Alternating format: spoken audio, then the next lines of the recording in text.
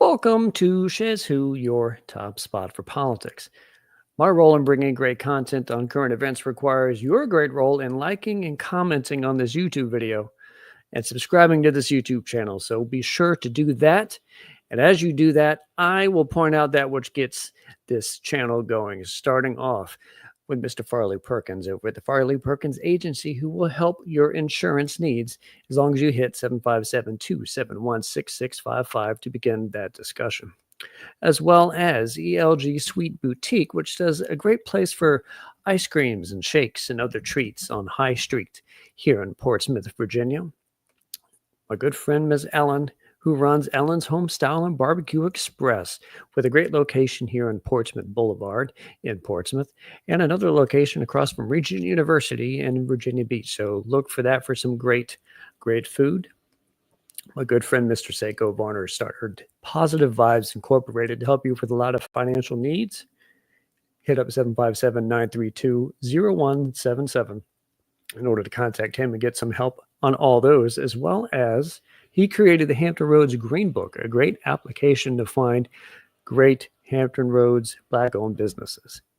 Also look up for Black Swan Mindset, part of the Chronicles, which is a division of Shiz Who, a show run by my awesome wife, Andrea Dixon Shezviner, who also helped create the Shiz Who merchandise apparel formatting over on Etsy. So Etsy/shop/Shiz Who merch to find that stuff that we will be working on and dropping as time goes by. So today I'm having a special guest onto the show, Northern Virginia native Alex Bastani. Alex is running in the Democrat primary for the lieutenant governor position, and I will bring him right in from the green room right now. How you doing? Mr. Alex Bastani, sir, how are you on this, well, in this area, it's a bit grayish, almost drizzly type of afternoon, but are you having a great afternoon, sir? I'm having a great afternoon. I appreciate coming on. Even though I'm born in January, I'm calling of a fall fan. So for me, I can pretend it's actually fall, and hopefully tonight I'll be watching some football. I kind of prefer the cooler weather myself because I don't like to sweat. I prefer to be a little chilly than to be a little warm, but that's just me. Now, I understand that you played a little bit of football at TC Williams, so I'm going to ask right off the jump. Were you left side or strong side? I was left side, which we wouldn't attain as the strong side. But my team was about 11 years after the team in the film. So, but if folks remember, there was a character Denzel Washington talked to in the Boone role, who was kind of the only other black coach, and that gentleman's name was Doc Hines, and he was my head coach in 80 and 81.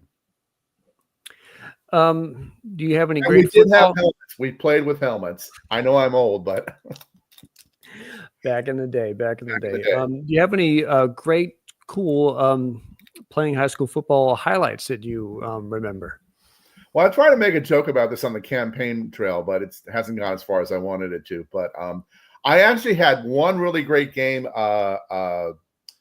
The first game of senior year, it was against Hayfield, and God bless our Hayfield friends. I think frankly, you guys didn't have a weight room back in 1981. So I got 7 tackles in that game, and my dad got to see me. And then the best part, for those who remember that time, Carl Carr was our best player, and he ended up playing with the Detroit UNC, of course. He'll never forgive me for not mentioning that. But then he played with the Detroit Lions as a pro. But he had a pick 6. And on the return, I hit one offensive player, and he knocked down 2 players. So I actually blocked 2 people at the same time. So that you contributed directly to a touchdown on that play. Yeah. I played football since 5th grade to 12th grade, and so in the 7 or 8 years of playing football, that was my greatest moment. Now, you did grow up in Northern Virginia. That's then correct. You hit up Boston University to study economics and political science simultaneously. Right. So at the time, were you more for Milton Friedman or John Maynard Keynes? I'm always for the GOAT, John Maynard Keynes. Junior year, I took a graduate class in healthcare economics, and back then I was studying both the German and the Canadian healthcare system, and that was my final paper. And my professor was very kind. And remember, this is the height of Reaganism. So he said, Well, maybe it'll come back someday. Well, it came back, so we're going to keep on fighting for it. Unfortunately, Bernie didn't win, but we're going to fight for it in Virginia, and hopefully that'll inspire the rest of the South. Now, I'll bring up some healthcare policy related questions a little later, Sure. but I am intrigued. Did you directly studied the Canadian model and the Right. German model, which were you studying at the time it was split into West Germany and East Germany? Yeah, yeah, that was about 5 years before the fall of the wall. So, yeah. So did you have to do actually three topics where one was about Western, how it split into like three groups, and then the Soviet model in East Germany? No, I was just focused on Western European healthcare systems and how it could be played for the United States. Now, that was 41 years ago, so don't ask me for footnotes and stuff like that. Okay. But it's something I've had a passion about since, I wouldn't say the beginning, but since I was in college. All right. All right.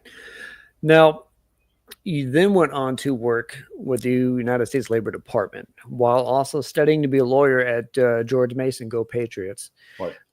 So back again in Northern Virginia.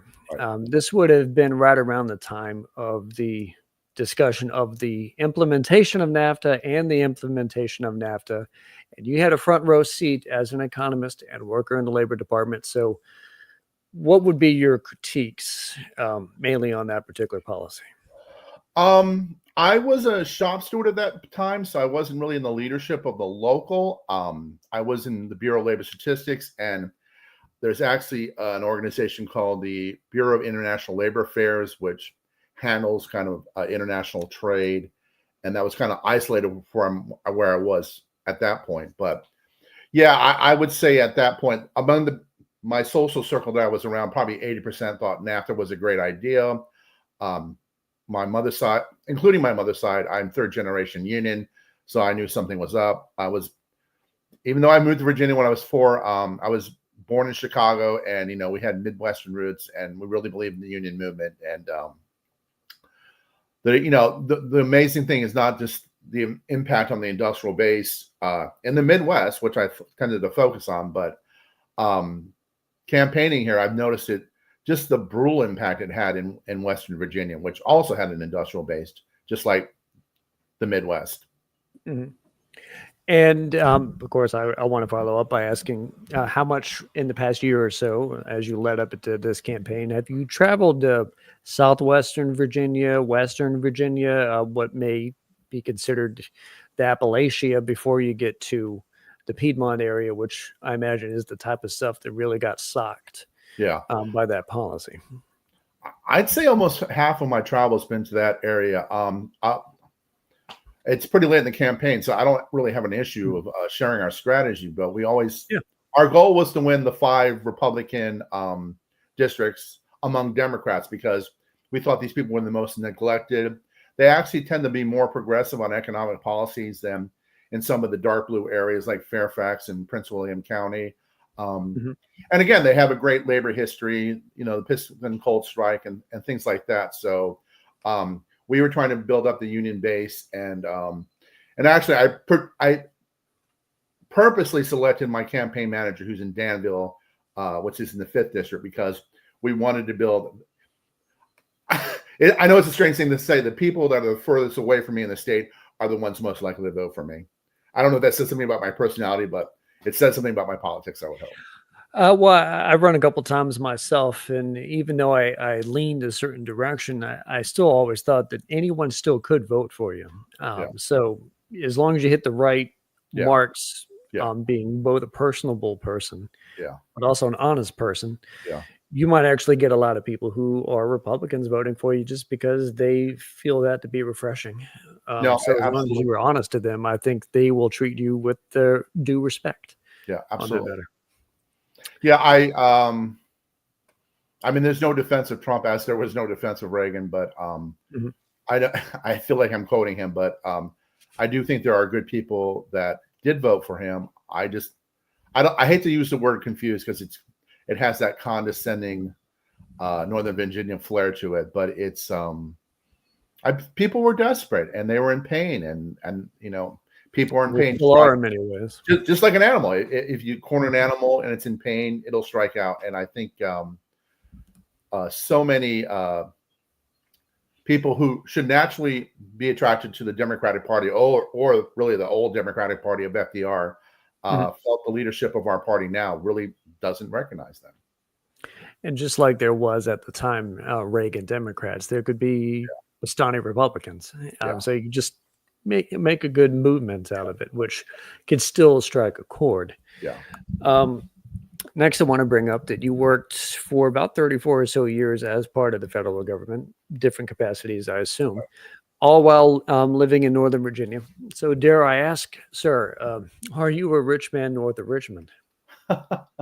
Well, the definition of rich man, unfortunately, has been changed over the years. I will say I'm a wealthy man. I officially didn't become wealthy until I was 54, with the passing of my father. But I did struggle economically in my 20s and my 30s.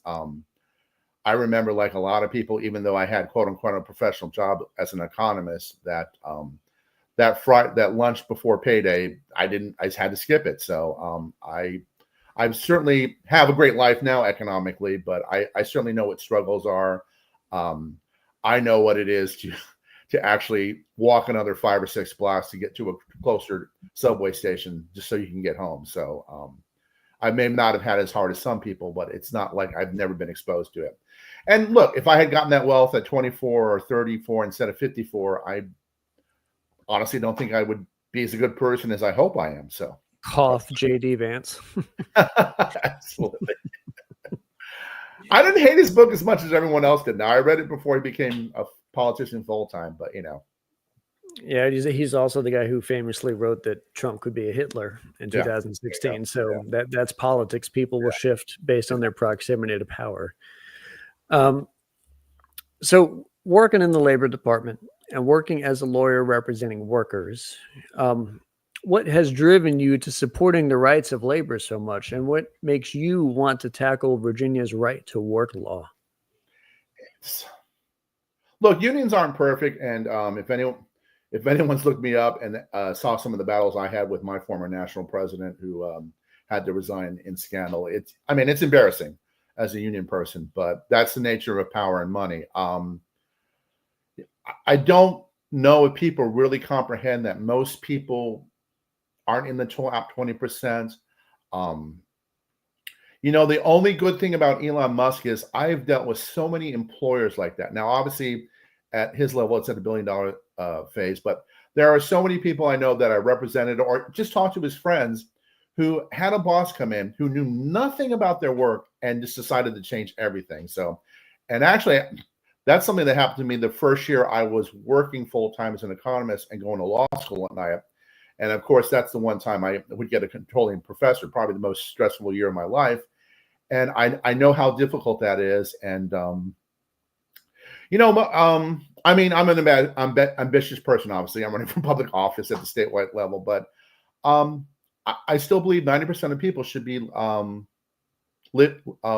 working to live, not living to work. Now, some of us do live to work, and maybe we need therapy, but I don't think that should be the general. And I've just seen so many supervisors over the year, whether it's in the government or helping out friends unofficially with their situations, where people who are successful, who are making 150, 200 a year, think that everyone under them who may be making 50 a year, that their job is the most important thing in the world. And that, more than anything, is what inspires me. Now, obviously, there's individual issues like safety and health and pay and just simple respect in the workplace. But just that basic concept that that the world doesn't, you're there to work 40 hours, do the best you can, depending how exciting your work is, you can put in more effort. But as corny as just basic dignity at work.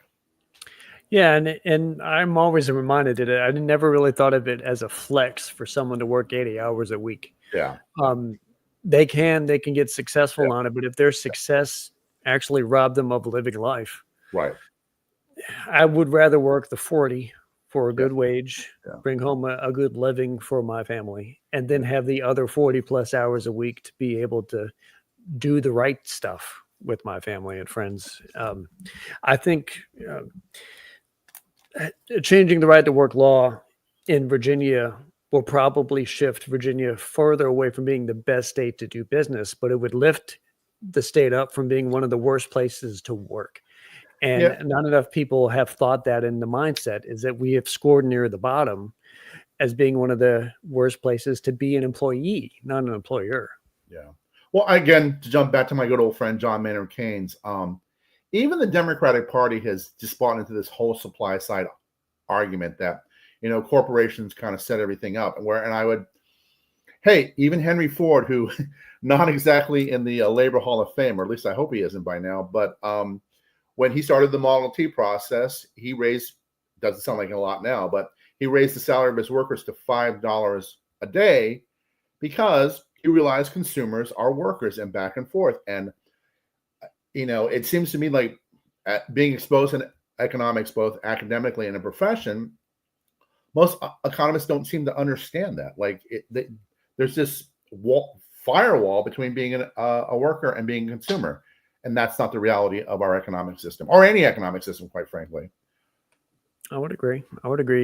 Which you got to realize that, let's say you are able to successfully campaign and become the Democrat nominee for lieutenant governor, and then all sides show that the whole Democrat ticket wins. And then in 2026, you'd be working with Governor Spanberger, who has recently seemingly come out as wishy-washy on repealing right to work. So that's where I think you might have a challenge, if that makes sense. It's not so much, you're going to have Republicans who are against that, but you didn't necessarily count on having Democrats that would be against that. Yeah. I mean, we're going to have to lobby our own. Look, we're going to work hard. We're going to elect her to be the first woman governor of Virginia. And on January 1st, we'll celebrate that. And then on January 2nd, we're going to find every single union person we can, and we're going to invite them to Richmond. I would also mention, I've talked to a lot of House of Delegate candidates. These are the ones who are challenging, who are not in office right now. And I would say of the 10 or so that we are hoping that will get us to 60 or higher, they are consistently in favor of right to work. So maybe we can push them as the future of our party, quite frankly, because most of them are very young, and say that Governor Spanberger, look, this is what gave you majority. This is the people who are going to give you the power to do what you want to do. Please listen to them. Please listen to the union folks who knocked on doors for you, who made phone calls for you, whose PACs gave money to you. And, she's obviously more moderate on economic issues than I am. But honestly, if you're truly a conservative, you really should be against right to work law, because it's using the power of the government against unions to keep unions separated. So to keep individual members separated through the union. So if you're a conservative Democrat and you believe in that free market so much, free the market on both sides, free workers up so they can have something. I like the way to sell it that way. Yeah, something that's called right to free assembling. In the First Amendment, the first three freedoms are pretty sexy: religion, press, and free speech. And we don't focus so much on assembly was there too. Freedom of assembly and the right to redress grievances. One of my favorite words, grievances. So conservatives should be upset. We're using the government in the labor corporate negotiation process, which should offend them to their core. I appreciate that. So you become LG and you push forward on an agenda that by July 2026 makes Virginia's minimum wage $20. Right. Why does it need to be 20? And why on God's green earth are you the only Democrat currently really pushing that? I'm going to do a typical politician thing and say the second thing first, even though I pressing up my opponents being professional politicians and I'm not. But it's the donor class. My opponents are getting money from the donor class, particularly the casinos. They like to talk about how the casinos are going to benefit the unions. And look, casinos have a great history with unions, particularly in Nevada, where as a union leader, we almost had almost every other convention. But we need to raise that $20 an hour for everyone. Quite frankly, if we recalculated it based upon inflation from 1968, it would be $24 an hour. So maybe I'm a corporate simp, but but it's we need a living wage. It's not just an economic issue. There are so many people working 2 or 3 jobs, and they're not spending time with their family. They're not spending time with their kids. And in the labor movement, they talk about bread and roses. You need the bread to survive, but you need to enjoy life, and that's what raising the minimum wage is about. Not just raising wages, but so people can enjoy life, spend time with their kids, or if they want to spend their time on Warcraft, that's certainly their right. But as an old head, I'm not a big video game fan, but people again, I don't know how many times I'm going to say this in an interview, should work to live, not live to work. So that's why we need a higher minimum wage, and that's a working a living standard. And of course, yeah. Well, I kind of want to get back a little bit toward right to work. Here's the prism with which I want to get through it. I worked for Virginia Beach Parks and Rec Right. During the city workers' fight to get municipal collective bargaining. Yeah. There was actually a decent chance for it to pass on that night and a couple nights that I showed up, but that particular night they went to vote for it. It failed due to a tie vote of 5-5, and one Democrat on city council voted to abstain. It could have passed. So why was my fight good? Why should all city employees in each city across the state be able to fight for municipal collective bargaining? Another thing, is the Dillon rule a good thing on this? And what are your concerns that you might run into, like another one of those, you're going to get a tie and then a Democrat abstains? Well, I mean, the good thing about a tie is hopefully I would be the one casting the tiebreaker, and it would definitely be for not just the right of municipal workers, but state workers to form a union. Now, obviously, President Trump has completely torn this thing apart, but I sincerely do not know why the state and municipal law shouldn't be different from the Federal Civil Service Reform Act of 1978, which I was under for my 34 years in the government. And I think, honestly, if we don't want to be hypocrites about challenging Trump, I mean, that we maybe should be passing that in the first 24 hours. Now, I will say my opponents are much more progressive on that than the other 4 issues that I tend to concentrate on. But yeah, it should. I understand the Dillon room, and there's some other issues that we can deal with it on, but this should be universal. This should not be an issue, particularly if we quote unquote going to stand up to Trump. Well, the best way to stand up to Trump is to say, hey, the very protections that you're trying to take from federal workers, we are going to give for the first time ever, and probably the entire South, to state and municipal workers. Personally, I like the universal physical and mental health care push that you were doing. Here's where I may disagree just a little bit. Okay.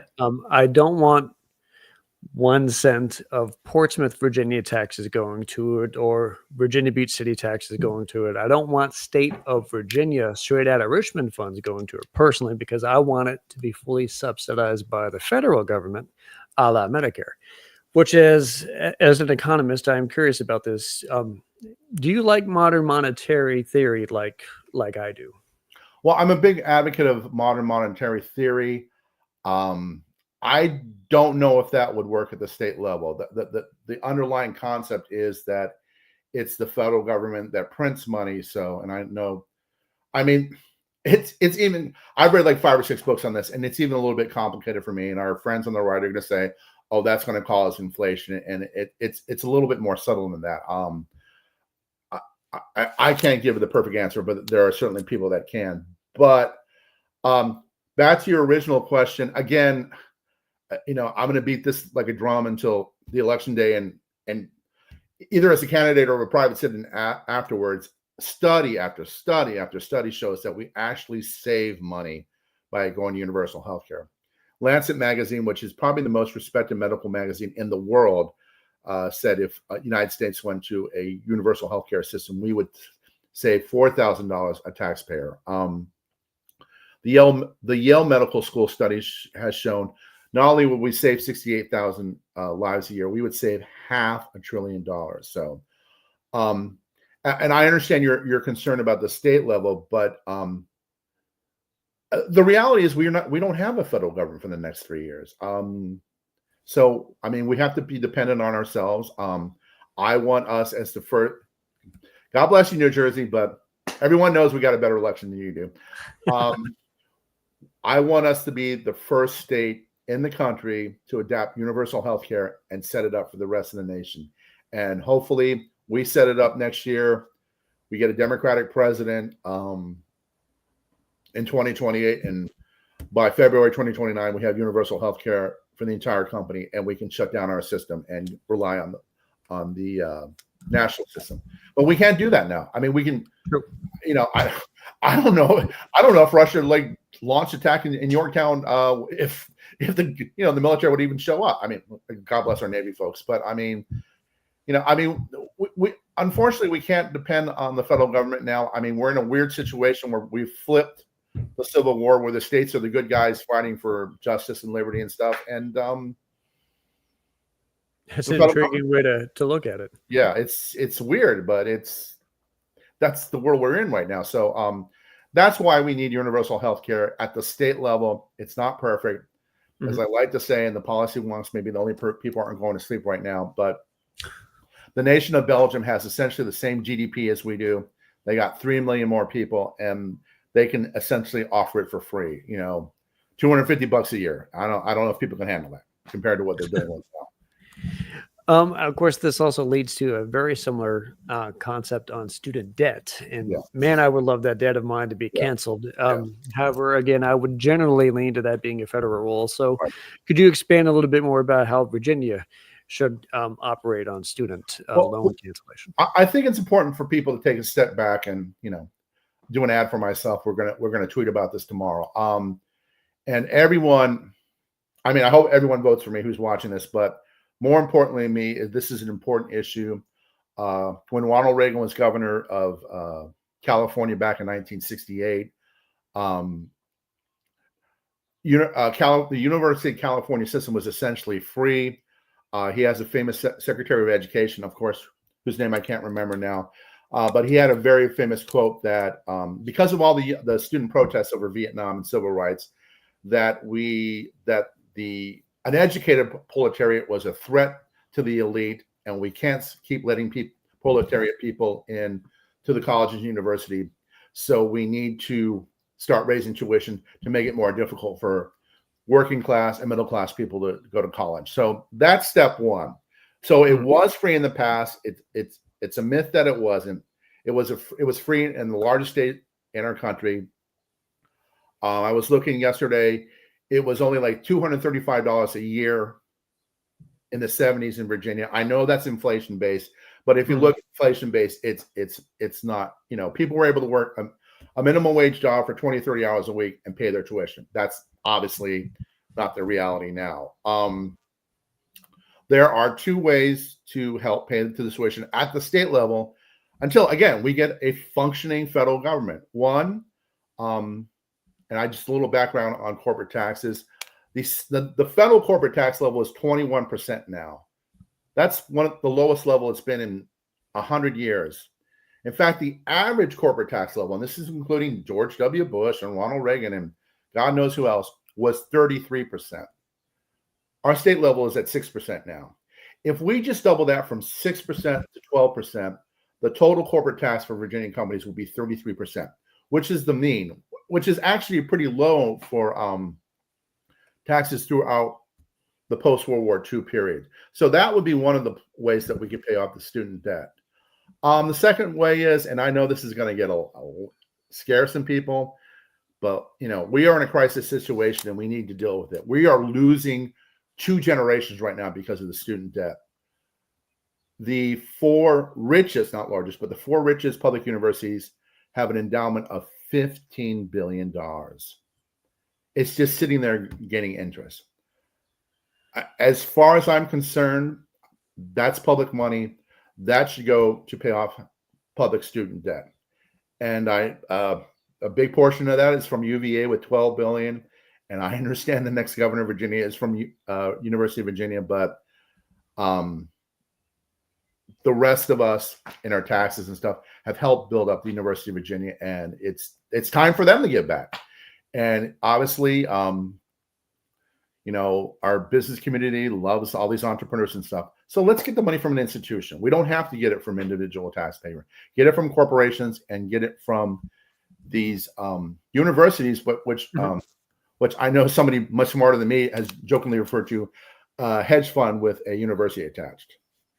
Hedge fund with the university attached. That's yeah, man, it's big business. Yeah. When it comes to these colleges. Yeah. All right, now this is personal taste. So again, I don't want to do anything that might put future words in your mouth or not. And I didn't see this mentioned on your website, so I'll ask it outside of your direct platform. Right. I think there does need to be reparations. I prefer most of that to be federal, but here, state of Virginia did in fact sanction many bad ends up until 1865 and participated in many bad regulations harming Black and brown communities from 1865 onward. Right. Recently, Wes Moore voted a study down on reparations, and that's our neighbor state, Maryland. Well, that's because he said that he's sick and tired of studies. He wants real actions and policies on reparations. So just wanted to float that out there. Might that be something that could be worked into the Virginia Workers' Freedom Act? Well, let me say first, if I was in a position, or if there is a tied vote in the Virginia Senate and that comes up, I would vote in favor of a study. I do agree with him on this one point, and this is going way back to student government back at BU. Sometimes if you want to kill an idea, you send it to committee for a study. So I understand that. A short-term solution, and again, the Virginia Cavaliers are going to love me. We have 6 HBCUs in the state. And obviously we have a powerful university, one of the most powerful universities in the country, with a $12 billion endowment, And they not only were founded by a slave owner, this university was built by slaves. So I don't see the issue with taking a part of that endowment, paying off the tuition for every HBCU graduate that's alive, in the 6 Virginia HBCUs, paying off their student debt and paying that off for at least a period of 25 years. And then the legislator would revisit it then, where I don't think I'll be involved in politics at that point. I want to take this moment to put into the comment thread here the link to the website for yourself, good sir. Right. Progressive Virginians for AlexBastani.com, because I would like everyone between now and June 17th to research everybody, including Mr. Bastani, in order to make your decision on whom to vote for. So look that up as well. And when I was perusing your site earlier, to formulate what questions to ask, I was intrigued as much by the funding mechanisms that you had for the total of Virginia Workers' Freedom Act. I think you may have left a couple out. So I wanted to give you the opportunity to give all the bullet points that you could on what would be the things that fund the Virginia Workers' Freedom Act. Well, let me just add one thing. I know we've gotten kind of a lot of pushback because, look, we're in a primary, so our focus was on separating us from the other 5 candidates. My campaign manager added an addendum on some of the other issues where I think I go along with other candidates, like being pro-choice and environmental issues and things like that, LGBT rights. So we wanted people to understand we're not ignoring those issues. It's a primary. It's a number 2 position, so it's not a sexy election, unfortunately, and we don't have a lot of bandwidth to attract attention. So that's why we have been focusing on what we would call the Virginia Workers' Freedom Act. But I mean, I like to think I'm an environmentalist, and I am pro-choice and things like that. The funding mechanisms. Let me see. Well, one, it's obviously it's our opinion that the minimum wage raise would not require any government funding. Again, universal health care. It's our position that we would actually save money per taxpayer. Now, obviously, taxes would go up, but premiums would sink to zero. So your net gain would be $4,000 a year. believe I commented on the 2 ways that we're going to fund the student debt relief. So yeah. I think you may have mentioned one about legalized cannabis. Oh, I'm terribly sorry. Okay, yes. So I believe I was the only candidate that responded to this at a forum in Livingston, and they asked me about cannabis, and I thought, well, I've been traveling across the state. I pass breweries and wineries all the time, and I won't admit whether I'd rather go there than to a campaign event. But we make our state makes a lot of money from those things. I really don't see the difference between that and making cannabis a cash crop and charging taxes on it. If anyone's ever been to a concert or to a sporting match, good Lord, it's sounding like I'm English. Yeah, I'd rather deal with someone who's had too much cannabis at an event than someone who's had too much whiskey or things like that. So, again, we are concerned about driving under the influence. I think Colorado has an issue with that because I think they're the strongest liberalization laws in the country so far, but I don't see why we can't go down that path. Again, even just as a medicine, I mean, even just for older people, a bad knee, a bad neck, something, it's something that we can use. So, yeah, it's time to move into the 21st century. Cannabis isn't just a big deal anymore. And after the opioid epidemic that was started by our wonderful pharmaceutical companies, I can't see how anyone could possibly reasonably be upset about marijuana. Now, obviously, age restrictions, just like alcohol, of course. Sure. But yeah, it's not really. I don't fathom it being an issue unless you're just an extreme about that. So, yeah, fundamental agreement with you on that. And I've shared the link for watching this with a lot of my more libertarian-minded friends, and they very much agree with the general synthesis of that as well. So, I think more people should be willing to speak on it and agree to it. And personally, I would want all 6 candidates to have a similar opinion, but it is what it is. Well, I'm glad that they don't, so everyone can vote for me. There we go. Exactly, and I'll once again throw up that. I will say, sorry, I don't want to interrupt you, but that this question was asked at a Livingston forum, and I'm the only one that responded. So none of the other candidates even said no to it. So I'm the only one that responded. I don't know if they responded since then at other events, but that's where we stand right now with 3 weeks to go. Perfect. Now, let's boil this all down sort of to a pitch, factoring in that I currently am a representative of Southside Virginia. So I'm in Portsmouth, and I'm from Virginia Beach. So Southside Virginia, all the way up to Eastern Shore, Wallops Island, through the peninsula up to Richmond, through Southern Virginia, Western Appalachia, into Northern Virginia. Why should all of them decide to lock in their vote for you before or on June 17th? Well, just as you said, I really want everyone to look at all the websites and look at my opponents and look what they've said.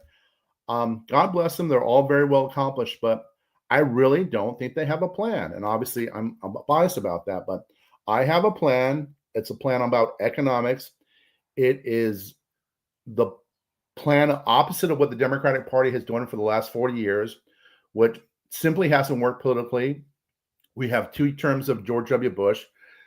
We now have a second term of Donald J. Trump, God bless us, because I think our party and frankly my opponents, because so many of their donors are from the business class, are working so hard to out Republicans, and it just doesn't work. I think it's hilarious that they, of course, I'm blanking on her name now, but in 2016, they blamed the Green Party candidate for taking the election away from Hillary Clinton. Jill Stein. Thank you so much. And not that I support Jill Stein, but I'm like, well, then you're basically admitting what those of us on the left have always believed. The swing voters are leftists. They're not people in the middle. The people in the middle are going to go Republican because of the social issues. The people on economic issues are going to go Democrat if you have what I consider democratic economic programs, just like the New Deal, just like the Great Society. And I make no apologies. If Bernie Sanders was the nominee in either 2016 or 2020, he would have been a 2-term president, and our nation would be much better off. and we would have never, ever heard of Donald Trump again, just as a footnote in the news. So I'm running on his platform. So I'm cutting and pasting, and I'm sad that it didn't work on the national level, but we're not giving up on it, and we think it can work in the state level, and hopefully Virginia can choose that plan, and then that whoever our nominee is in 2028 can use that plan, and we can have not just a victory, but a mandate for the Democratic Party to get back to the old working class party. Now, how should each SU viewer get to connect with you via social media and websites and what have you? How do we stay informed about yourself, Mr. Alex Bastani? Go to my website, which you've shown several times. Also, my Twitter handle is at alexbastani.va. Sorry, I'm not a technology person. And also, we have an Instagram account. You look on our website because my campaign manager is mostly in charge of that. I'm on the wrong side of 50, so I don't know a lot about Instagram, but he's got an Instagram account up there, and it talks about some of our plans. But I'm very proud that when I was giving a speech to the Virginia Beach Democrats, we had a second clip of me talking about repealing the right to work laws, and that got 1.5 million views on Facebook. So don't believe what you're telling. We are a very viable campaign. Theoretically, the magic number for victory is 200,000, and I believe I'm more of a theoretical economist than a mathematical one, but I think 1.5 million is a lot more than 200,000. So I think we're on the path to victory. Yeah, if I recall, on my Facebook feed, I saw your political page run an advertisement that went through my algorithm, and it had like over 3,000 comments on it. Right. Yeah. You are of sizable note. Yeah. So I'm very much appreciative that you've stopped by Chesu to talk about your campaign and yourself, and have people who watch this learn and then decide to come out and support you by June 17th, and of course in November. So again, I'm going to thank you. Thank you, for coming on, good sir, and hope we get to see much success from yourself, and just have a great day, and thank you for coming on. You too. Thanks a lot so much, and thank you for your viewers. Thank you. Thank you so much. Now, this has been another great Chesu episode, and I want to thank all of you for watching Chesu today, and thank the viewers for making a show like this possible. And of course, it's only going to be possible if you subscribe to the channel and you tune into the next Chesu. Don't forget, of course, to hop by the Etsy/shop/Chesu merch. Let me go ahead and throw that link up one more time in the future as we continue to grow this brand. And I hope you guys enjoyed today's show, and we'll